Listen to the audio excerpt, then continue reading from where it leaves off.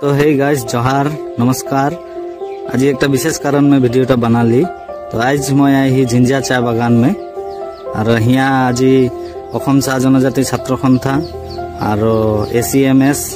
और स्थानीय राइजर सहयोगे और सम्मानीय बिहाली समष्टिर विधायक महोदयर उपस्थिति हमारे आज एक सफाई अभियान कार्यसूची ले ही झिंझिया चाय बगीचा में लाइने लाइने गलिए गलिए सफाई अभियान कार्यसूची ले ही उटार वीडियो में देखा ही तो मन के तो देखते रहा पूरा फुल वीडियो।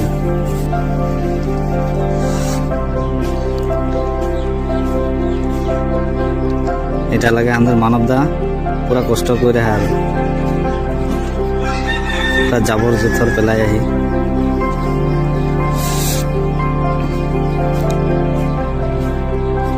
तो सफाई काम हो गए खानदर लास्ट टाइम में चा बनाई दिले घर सामने घर मानुष तके मैं फर्स्ट ऑफ ऑल धन्यवाद जाना केतला आशा बागिचा के अंदर झिंझिया चाय बागिचा में उपस्थित हो गए आज समाज के क्षेत्र का जी अग्रगति काम करा देखे भल लगे और आज तो निमंत्रण रखा गया तो यहाँ आके झिंझिया बागी राज के जी सहाय सहयोगिता विशेष धन्यवाद रखले और विशेष राइज के मैं विशेष अनुरोध जाना समाज क्षेत्र जी काम कर